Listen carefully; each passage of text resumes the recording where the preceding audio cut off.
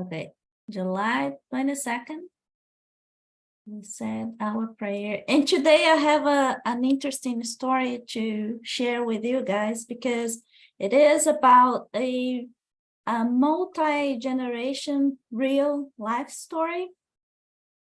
And it has to do with these ladies that I'm showing, not exactly the ladies, these ladies, those are just pictures that I got, from internet. But it has to do with what they are doing. So in the past, these kind of ladies called healers, they were very common. In a time when access to doctors, to hospitals, to medicine was not so common. So it was very, very common, that we had those ladies everywhere. And people were using those ladies whenever they need. So today, evidently, they are not so common. But if you go to the countryside, the small cities, there'll still be some of them. But so you understand how those ladies showed up in the Brazilian history. It's important to understand how the Brazilian history happened. So as here in US and in basically all countries across the American continent, we had within, I want to say, the 1600s, 1800s, we had this massive traffic of people from Africa. And we all know that the religion in Africa is very much based, the foundation of those religions, it is based on mediumship. So all of it, I want to say, I do not know, I do not have that knowledge, but I want to say most of all of them, they're very strong based on mediumship. So the connection that they have with the spiritual realm is very evident, very strong, and they never had any issues, or they never doubt that, right? So, but what happened when, we had the folks from Africa moving to Brazil, evidently it was not planned to be that way, but it was in the plan, the spiritual plan for, the foundation of Brazil, for those folks to relocate to America, to that country, because they were the ones, the key for, bringing this mediumship practices from Africa to Brazil. So what happened in Brazil was we had this mix of, these African religions with a mediumship component and the Catholicism. And at some point, there was some tolerance, but eventually everything, just mixed. And evidently today we have Catholicism, we have all kind of, Protestantism, but we still have the same type of religion from the same way that they practice and everything else. In Africa, we had also in Brazil. And as you can see over here, those are the states located in the coast. And back in the 1800s, 1700s, a lot of people from Africa, they were arriving here. They were brought here in this state, Bahia, Rio, São Paulo. So most of those states over here, but especially the cities in the coast, those were the ones receiving those folks from Africa. And evidently because the farms, they were there. right? So after, as the time went by, so we see those healers appearing, and then the healers, they are really a witness or proof of this mix of Catholicism and the religions from Africa, because we see at the same time this lady's saying prayers like we say in the Catholic Church. She is also using herbs and plants, and it's very evident that she is using her mediumship. Okay, so it's a mix of prayers, Catholicism prayers, and mediumistic ritual, if you will, or practice. So, and in this case, what happened here is this is a small church that it is in the city, a very tiny city, close to the city that I was born, that is located right here in this yellow dot in the state of Bahia. It's very close to Minas, where Luis and Livia are. So my grandparents, they I want to say they used to have a farm in that city. My grandparents, they're not alive, but that farm is still there.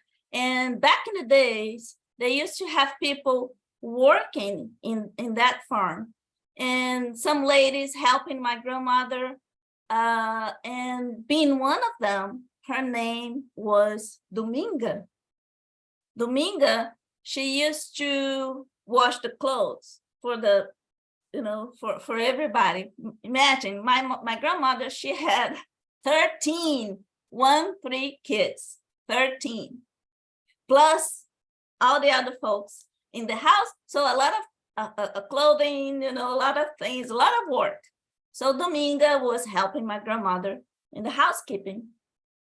And Dominga was one of the healers. So a lot of people used to go to my grandmother's house for Dominga's prayers, including myself. I had the honor to be one of them.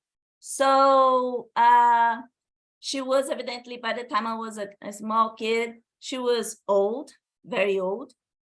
And, but all of that just to say, as the time went by, so we had a generation and then another generation. By the way, Dominga, she didn't know how to read. It was, long time ago. So where people didn't even have easy access to the school. It was very remote place. So, but the funny thing and the very nice thing is, one day, not too long, I want to say like a couple months, I received this photo, which is the church of that city where my grandparents used to have this farm. And then over here, a message from an uncle of mine saying, let me translate that, saying, folks, I have wonderful news. Manuela, the granddaughter of our beloved Domingas, because everybody remembers Domingas, she was a very important figure in the family. So Manuela, granddaughter of our beloved Dominga, was admitted to medical school. And then it was like, wow, everybody was so happy. And when I read that, immediately I had, don't you recognize this? Guess who this person is? So I was so happy to see that lady didn't have access to the school. She didn't know how to read, but she was practicing with all her love.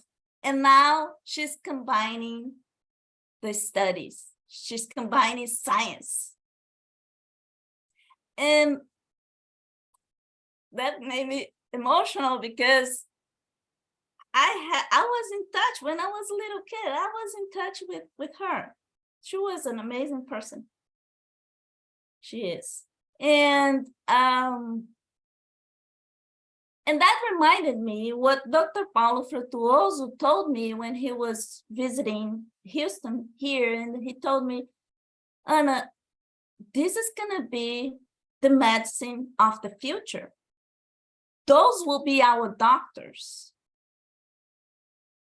So combining science, but combining mediumship, combining this, how can I say, knowledge that we are gathering generation after generation. So that's the story that I would like to share with you. Hi, Saint, you had your hand. I wanted to know whether there wasn't any religion of the indigenous people in Brazil. Yes, there was. Yeah, there was. And it was very much based on healers as well. And they know a lot about plants and you know, things like this. So, okay, Luis, please.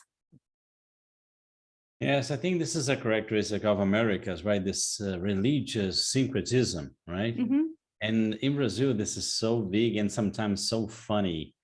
Places that look Catholic, when you get in, it's lots of mediumship, at the same time mixing with Protestantism and mixing with shamanism, Indian culture.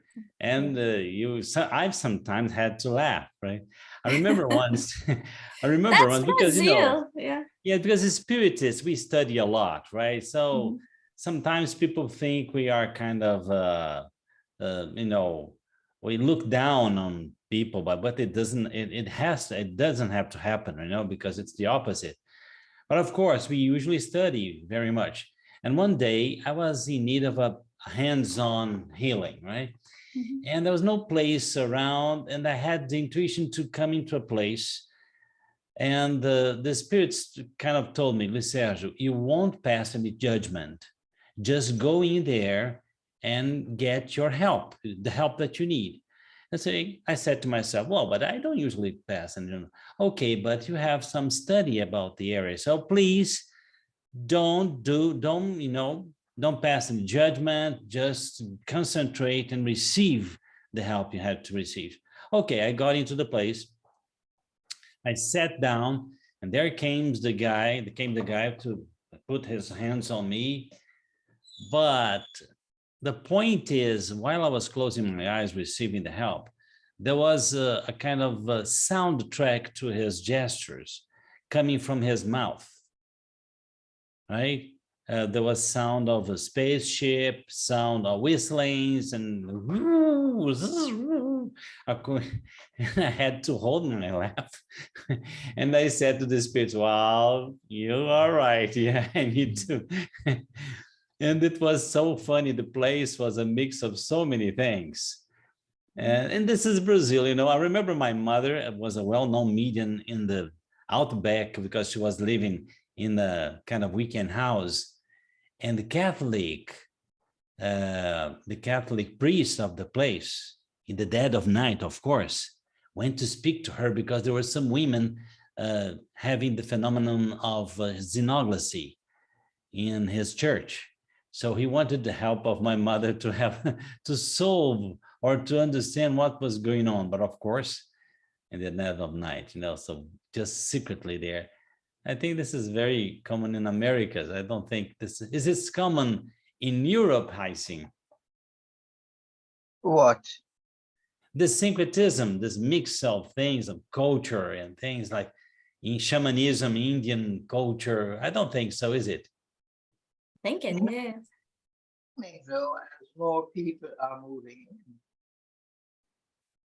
If I can help you a bit there, there's in Europe, the shamanism and faith healing was very much frowned upon by regular society. So And the what else? The other thing was there was no special importation of Africans, which would have included shamans among them. So I think Brazil wins in that sense, in a way that's never happened in Europe. I've spent 45 of my years in Europe and lived in different countries. And there is, to my remembrance, there was no talk whatever of faith healing anywhere. It didn't mean it didn't exist, but it was certainly very quiet and not widespread at all. Mhm. I think Brazil is very different and lucky in that sense, because the as I put in the chat, these people in Africa were known as witch doctors, and they were male or female, and there was at least one in every village, and there was always somebody else in training to be coming up to the shaman, and then they were looking towards the old shaman that had left the planet, and this is normal in every African village society, that there was one or more shaman working. What name could you have? They called the Europeans called them witch doctors, and I've read various stories of Europeans going and visiting witch doctors and getting astonishing results. Witch doctors in Africa. So with all the slavery that went on, that's how all those shamans got to Brazil, and they didn't go to sleep when they got there. They just got busy with the locals. And No, sorry, Giles. The slaves who were taken from Africa were not necessarily shamans. They were just taken as workers. yes, I know. But among them they took whatever they could get their hands on. They Come on, took these everyone. slavers. Yes, Yeah. they took Yes, everyone. so among them would be people that knew about shamans and shamans themselves. Except some shamans would be absent from the village that day the raiding party came around, you can be sure. But I've, it's positive things that I'm trying to say. And Yeah. I'm delighted to hear that in Brazil, it's this activity is alive and well, and blending itself with more modern spiritual practices which do not have religion in them. Yeah. Well, we had the same thing in Jamaica. Yeah, Mhm. I know. Yes. And Okay. so that is where you get the religion of the people before they converted. Some converted, some haven't, but Mhm. it still is. Well, if they wanted to save their bacon, they pretended to convert. I've lived in No, Spain no, long no, enough, no, no, no. to Some know did. how No. that goes. Some did and some didn't. I mean, look at Haiti. It's the same thing all over where they landed. Yeah. And Haiti had different things. But in Africa, they're not called witch doctors. They're called wise men or holy men. Yeah. Holy man. Yeah. Yeah, okay. Thank you, Giles. Thank you. Hi, Saint Gloria, please. I have a similar story to yours, to your mother's co-worker. Mhm. My great grandfather, it was called Doc Burkhalls, and he lived near Lake Michigan, and people came from all around to be healed. He laid hands on them and prayed. And he was a very well-known healer. His son, my grandfather Henry, didn't have the gift, and so he went to medical school. Mhm. So that was that story. One of the things I love about living in South Louisiana is it's predominantly Catholic, and we have a very large African American population. And because there were plantations, there were lots of slaves here, and I think it's pretty obvious to say that the white doctors who were here back in the day weren't treating the African slaves. So the African slaves had to treat themselves in their own communities. And there are, especially in New Orleans and places like that, rich traditions of healers where they use herbs and And they're mediums. Yes, absolutely. So my story in connection with that was after Katrina, so many thousands of people who lived in New Orleans were dispersed all over the country, to Texas, to Atlanta. See? Yeah. And what happened was I went to visit a girlfriend of mine from LSU who ended up at Case Western in Cleveland. And she asked me to go to Mass with her. Well, it's a Catholic church close to campus. And we were the only two, the two of us and the priest were the only white people in the church. And the priest had some neat things he did with the Mass. First of all, there was a rocking band. I mean, just a rocking band. And the priest came down the aisle with angels, and they were rocking. The angels were, the priest had no rhythm anywhere in his body. He said, you know, we all bring things with us to the Mass that distract us from being present with God. So he had this little ritual he would do where before Mass started, there would be people from the church dispersed up in the front, and you would go up there and you would just say to this individual whatever was burdening you, and then the Mass would begin. And at the time, it was shortly after my husband had died, and I was really grieving terribly. And then you'd get in line, just like you were going to go to communion, only you'd go up and disperse to these 6, 8, 10 people who were in the front of the church, and they were spread out, and you'd go and you'd pray with them. And I got an elderly Black man in a wheelchair, and he took my hand and he said, "Your husband doesn't want you to grieve anymore." Oh. So he was obviously connected, because I went to him after the service and I said, "How did you know to say that to me? Because it shocked me." And he said, "I don't remember what I said."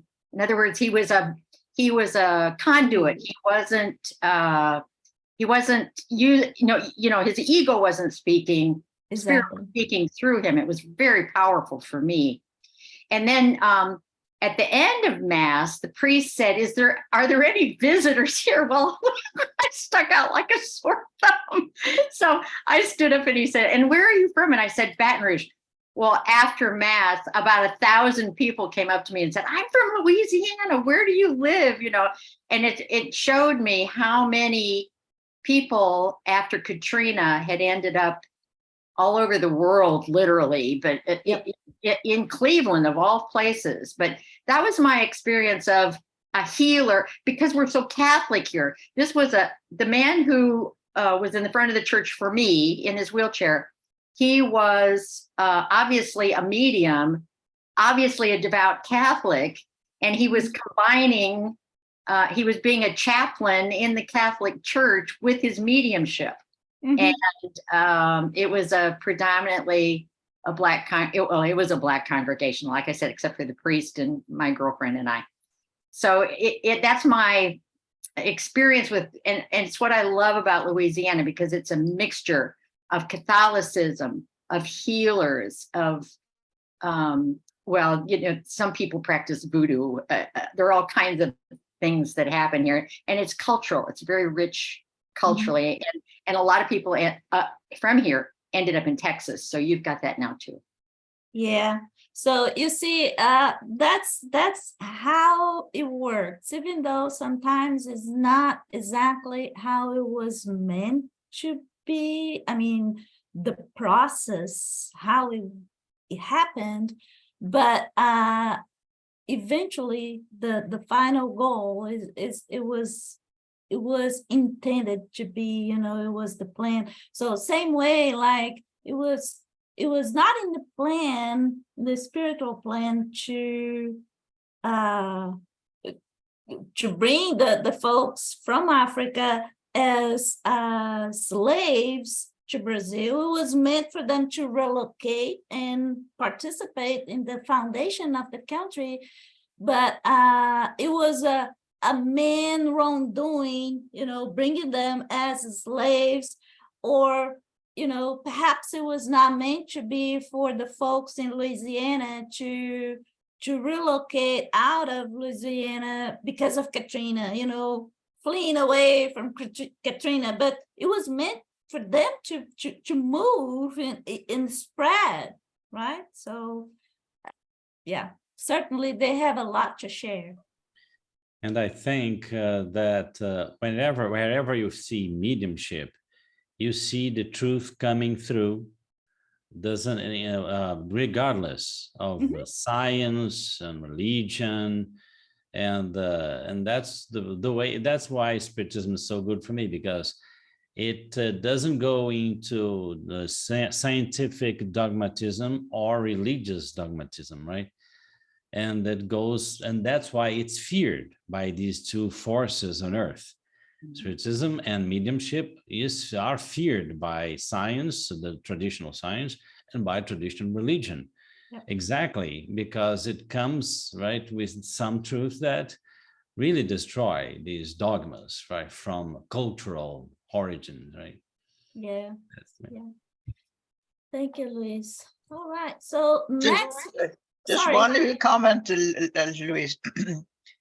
Quantum physicists are stretching the boundaries, Yeah. Oh, and that yes. is now being accepted in mainstream.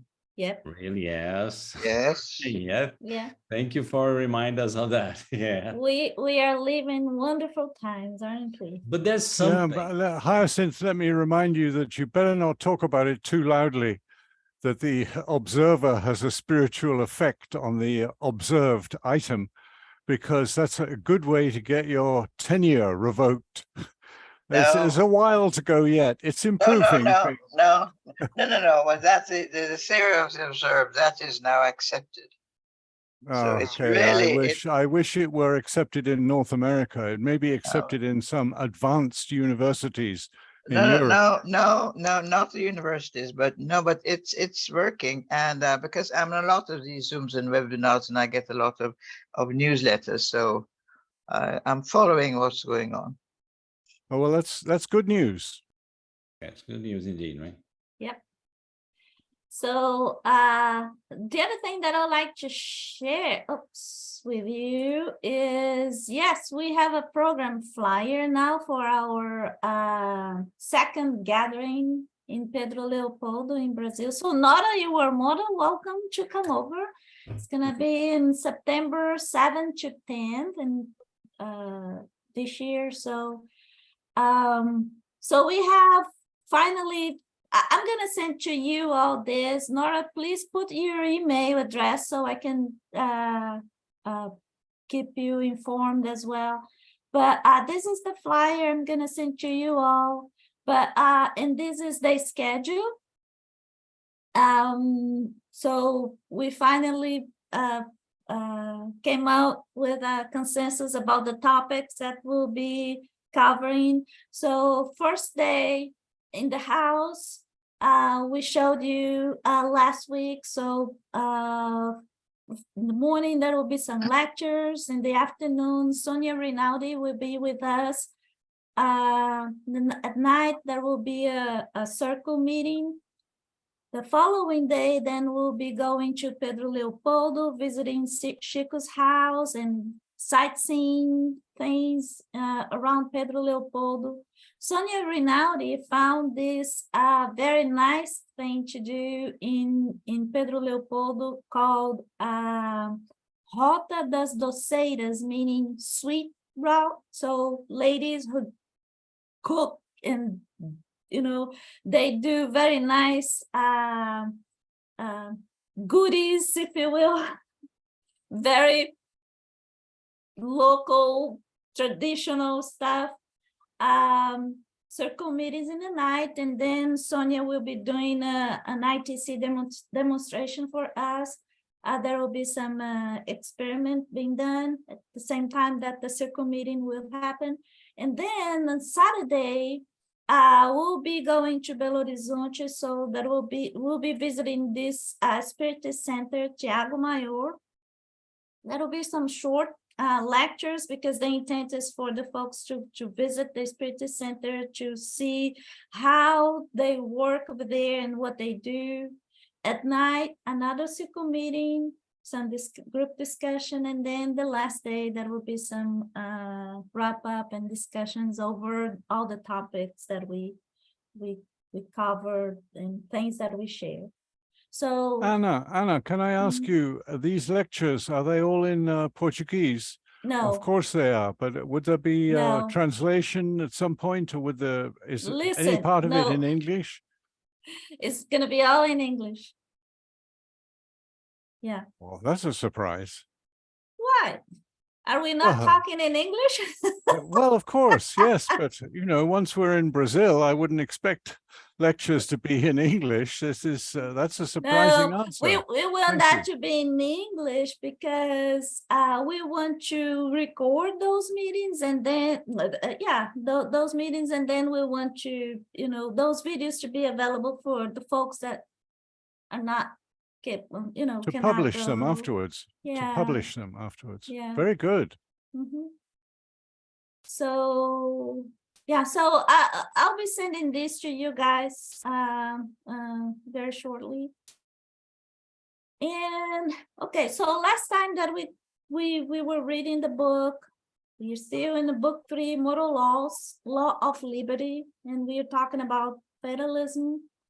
A59, letter A, are there incidents that must occur in a life and that spirits cannot help you avert?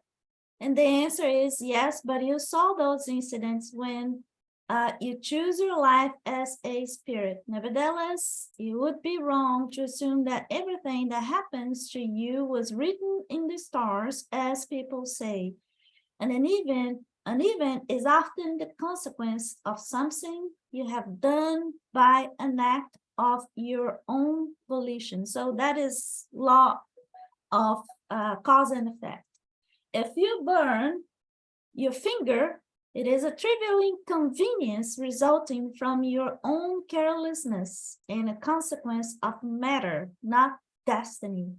Only great sorrows, serious events that are capable of influencing your moral state are predestined by God because that will be useful to your purification and education. So that's the answer from the spirits. And now we go to question A60. Can individuals, by their will and effort, prevent events from taking place and vice versa? Any comments or what do we think? How would you know in advance that something is going to happen? So I want to say that if you participate in your reincarnation plan, I think sometimes we kind of feel what is coming up. I don't know. Oh, there is a beautiful bird in my. It's a cardinal. Beautiful. Back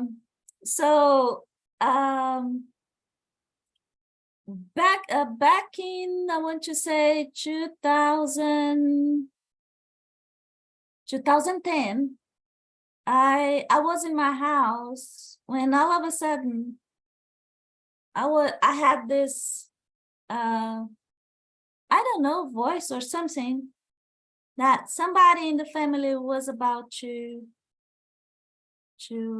make the transition. And for some reason, I thought it was me, but it was not me. It was my father. So I don't know. Somehow I knew that something was going to happen. Whether I knew that or whether somebody told me. But so comments or questions? Okay, Gloria, please.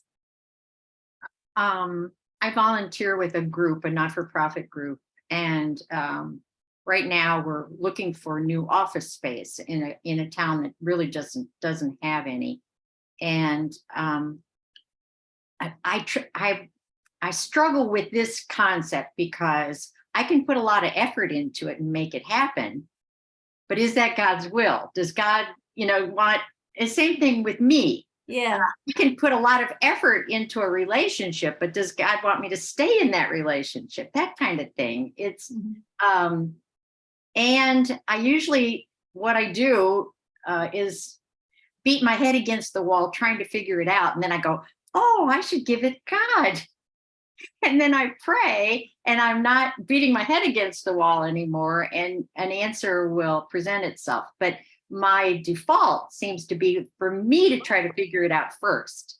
And then when I'm frustrated, to give it to spirit to solve for me. And I wish my default when a problem presents itself would be to offer it up first, and then put the effort into what's revealed to me. But I'm human, and I tend to do it backwards most of the time. Yeah. So can individuals by their will and effort prevent events from taking place and vice versa? Yes, I do it all the time. Yeah, with life things and relationships and events, and yes, I do it all the time. But I think you're right in a way that, yes, it is, the intent is for us to put effort, right? And learn from it. And, if you make a mistake, fine, but it was an honest mistake because you were trying, right? Yes. So could you please read the answer for us? Sure. Can individuals by their will and effort prevent events from taking place and vice versa? They can if this deviation is compatible with the life they have chosen. They may prevent wrongdoing to do good, which should be the sole purpose of life, especially if that wrong might contribute to an even greater evil.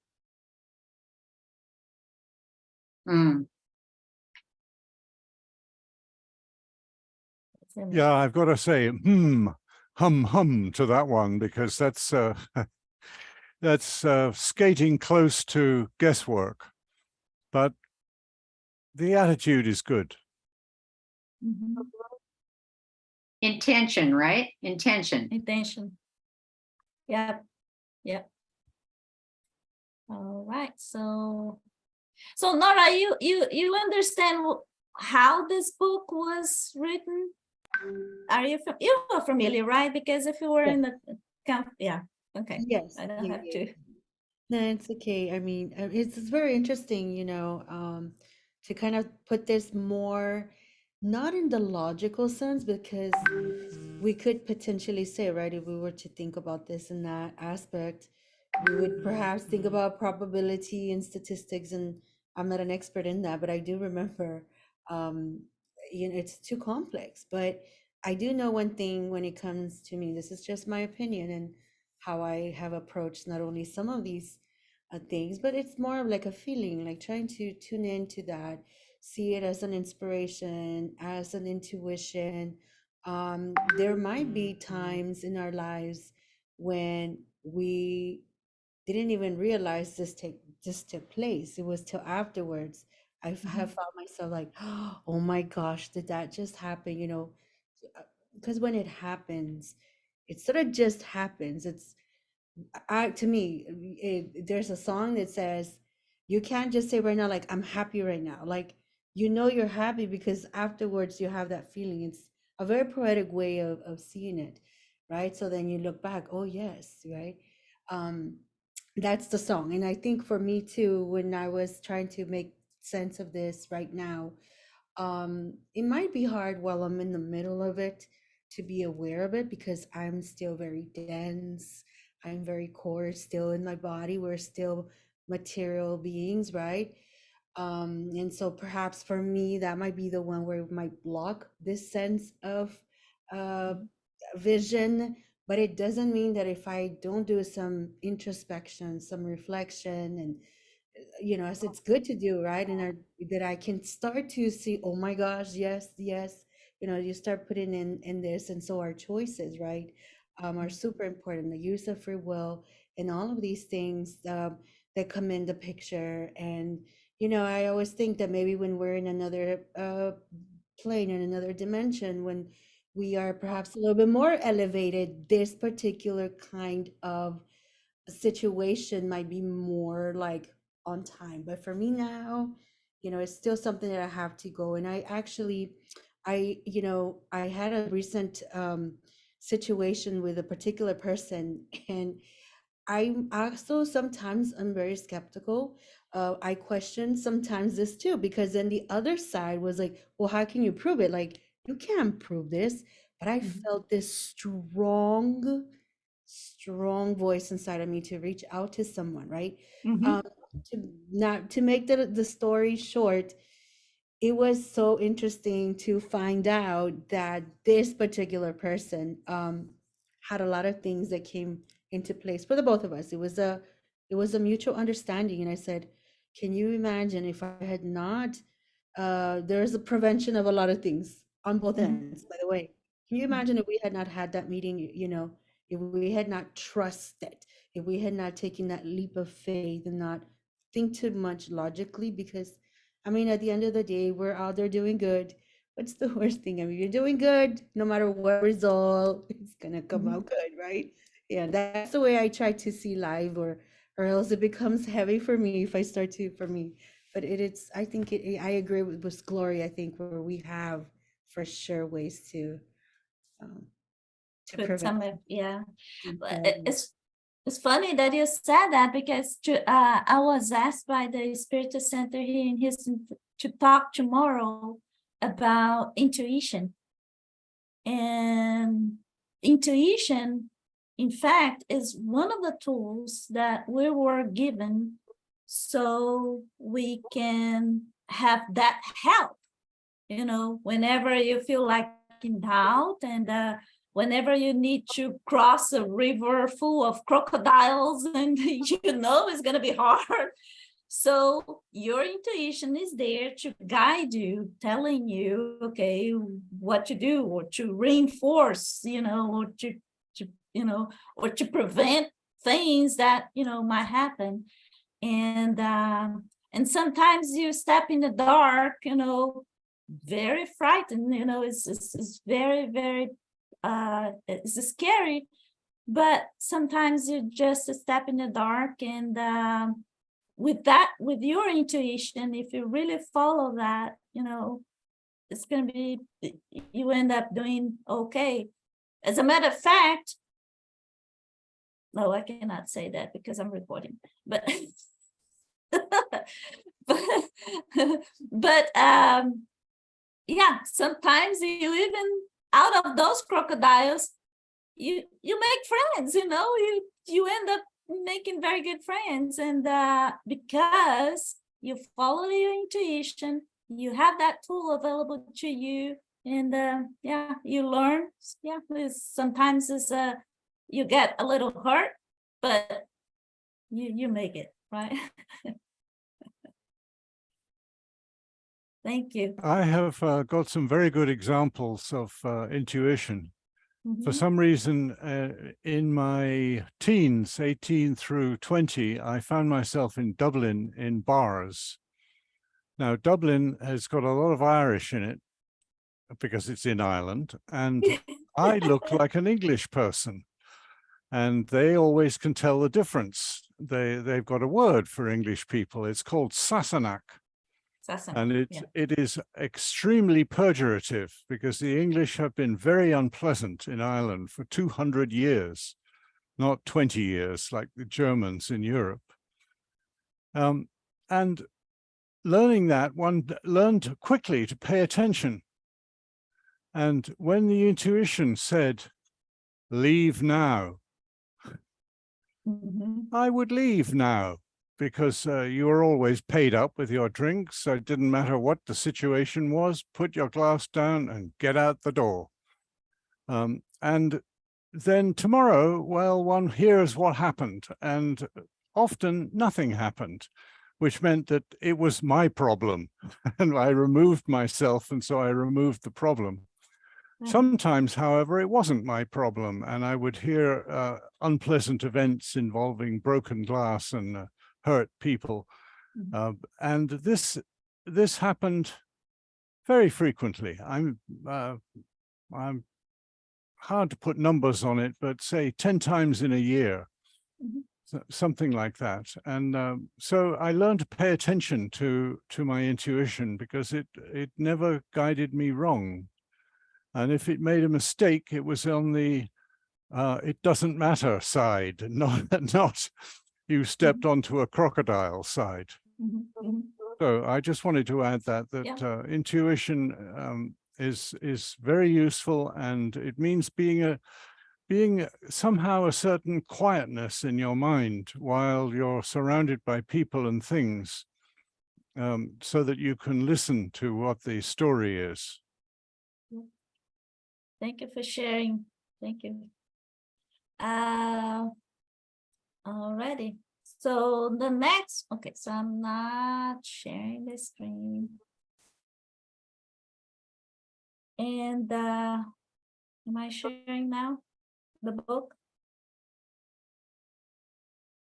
Okay, so A61, did those individuals who commit a murder know in choosing their life that they would become murderers? What do we think?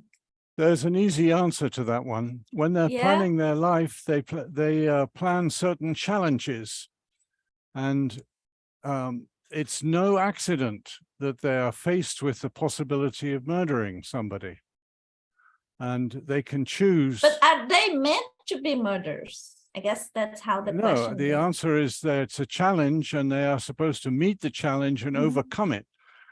Presumably without murdering anybody. And if it means taking shame because of other things they've done, and they want to kill that person to hide it, well, then now they're already in serious problems. Luis. Yes, thank you. In the book Liberation by Chico Xavier, remember, Matilda, I think she was talking to the people, the spirit persons that were surrounding the house here on the plane, physical plane. She was telling them, you want to get back to Earth in a new reincarnation, you want to live again, because you want to forget your dreadful situation, spiritual situation. You want to get your spiritual body healed as soon as possible. But, and she was talking to a guy, he said, I was twice a murderer on Earth. And she said, look, well, in the next, if you don't get ready, if you don't get prepared before you reincarnate, you just go and dive in, what's going to happen to you is you're going to face various chances of killing again. And you will, feel a great need or a great urge of killing again, because this is part of the conditioning of an evil doing.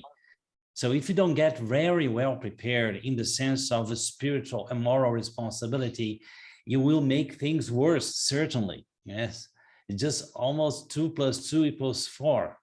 So this is exactly what Giles is saying, right? Yes, because when we do something wrong, we'll have the urge of doing that wrongdoing again, right? In the next, if you don't get prepared, if you don't get at a higher, that's why spirits say higher planes in the spirit realms is just like very high level universities.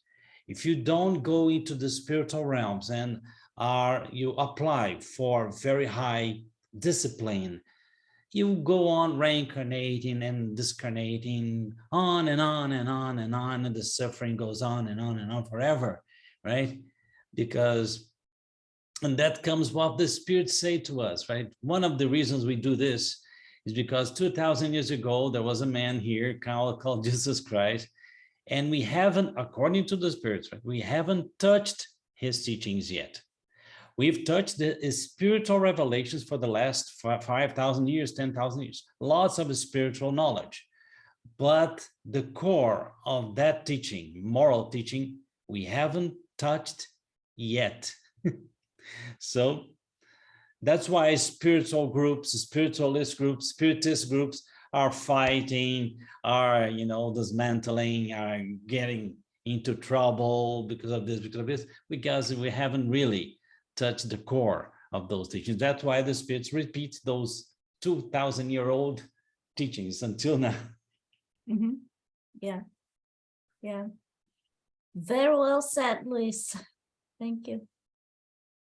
So, since you were the last one, would you please read the answer for us? Okay. So the question is, did those individuals who commit a murder know in choosing their life that they would become murderers? No, they knew that they incurred the risk of killing one of their fellow creatures by choosing a life of struggle. However, they did not know whether they would or would not, because a murderer almost always deliberates before committing the crime. And if people can deliberate, they are free to carry out the action or not. If spirits knew that they would commit a murder beforehand, it would imply that they were predestined to commit the crime. No one is ever predestined to commit a crime. Every crime, like every other action, is a result of choice and free will. You are confusing two things that are quite distinct: the events of material life and those of moral life. If any sort of fatalism exists, it is only in the events of your material life, or which the cause is beyond your control and independent of your will. As to the acts of the moral life, they always emanate from human beings themselves, who always have the freedom of choice. In those acts, there is never any destiny. Mm-hmm. Isn't that beautiful? Yes. It's beautiful. So in other words, I'm not destined to do bad things. I choose to do bad things. Exactly. Yeah, precisely. 862, there are individuals who never succeed and seem to be stopped by a bad spirit in all their endeavors. Is this not what we call fatalism?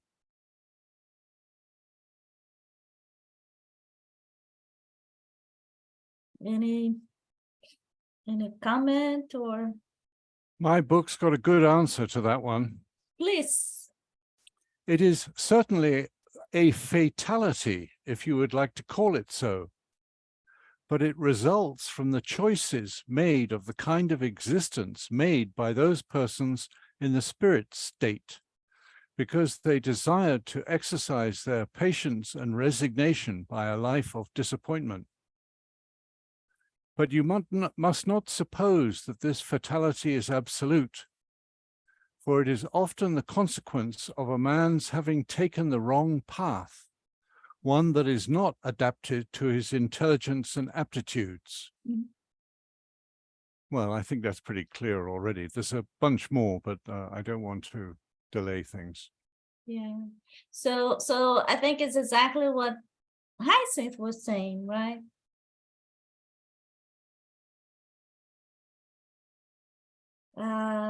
All right. So, and then over here it continues like, if people try to cross a river without knowing how to swim, they stand a very good chance of drowning. And we can say the same about most events in your life. If people only attempt things that are in harmony with their abilities, they would usually succeed. The cause of their failure is their conceit and ambition, which veer them off their proper path and make them mistake a desire to satisfy passions for vocation. They fail by their own fault, but instead of blaming themselves, they prefer to blame their star. It's so human, like blaming somebody else or something else. For example, another individual who could have been a good craftsperson and honorably earn a living in that capacity prefers to write bad poetry and ultimately dies of starvation. There would be a place for everyone if everyone assumed their proper place. It's so human that we look and then all of a sudden we desire something that, is useless for us in that lifetime. why would I want to be a pilot if I was meant to be I don't know, a craftsman or something like this, right? All right, so A63, do social customs often force people to follow one road rather than another? And is their choice of occupation often controlled by the opinion of those around them? Is the feeling that leads us to attach a certain amount of importance to the opinions of others an obstacle to exercising our free will? Unless that is so, Yeah. we are very, very much aware of our people's opinion of us, and we want that to be good, and yes. Yep. Yep. I agree. Anybody else? What do you think, Claudia? You were thinking. Yeah, and there are occupations that people aren't allowed to go into. You know, that's been the case for women for many years. You know, an engineer? Oh no! I remember on the aptitude test in high school, I scored highest in engineering, and it was a woman counselor, and she said, "You can be a teacher, or you can be a nurse, or a housewife."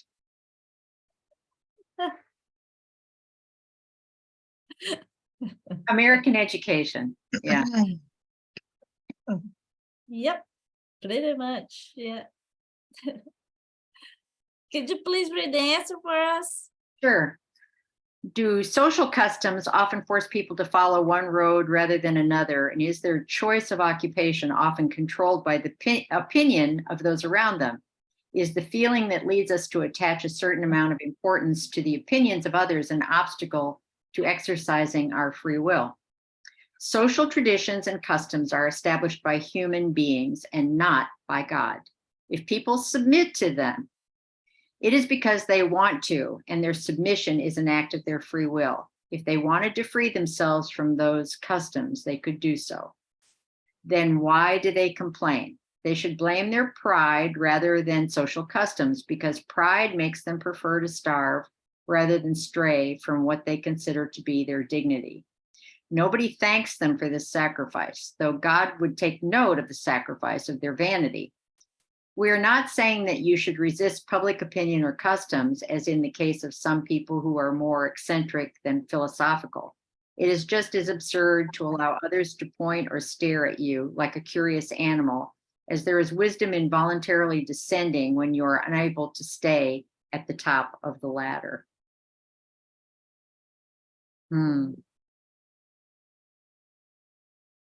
Very, very interesting, isn't it? Mm-hmm. My husband was a dean at the university, and he had tenured faculty members who couldn't teach.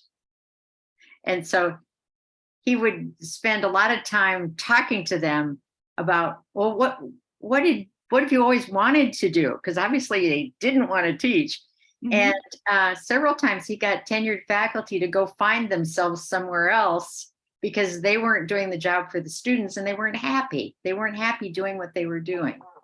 And that's so unusual to be able to get, and they thanked him.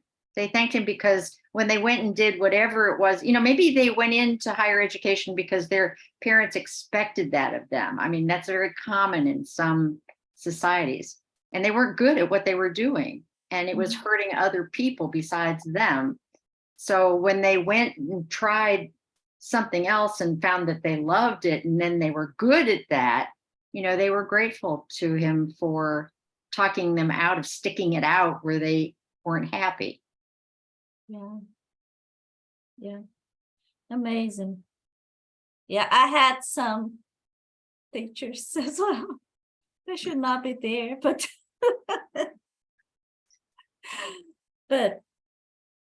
yeah. Yes, this thing of vocation is very interesting. And in the Spiritist book, they speak about this, I think, before and the first chapters, right? Because we started the book from half on, right? And yes, I think this is something so important that many people today, for example, in Brazil, I think everybody, even popcorn sellers, will have master's course, right? In the future, we'll have to have master's course to sell popcorn in front of movie theaters, because this is something, yeah, in Brazil, need to do master's course and doctorate to sell candy, right? And it's kind of ridiculous because not many people are university people, you know, and not many people are academic people, and they could be very well succeeded if they weren't, but they need to go there. And sometimes you have high-level professors of at university very stressed and say, please, people, come here. If you, for example, like reading, you can come here. But nobody here in this class likes reading. They hate books. What are you doing here at university? But society requires that, right? I need to have this diploma, right? So it's a problem, society problem nowadays. Oh, time's up. Yeah, time's up. Thank you, folks. I hope to see you all next Saturday. Nora, welcome again, and I hope to see you next Saturday, guys. Thank you. See you all. Thank Okay, you. right. Have a good Bye-bye. Be safe. You too.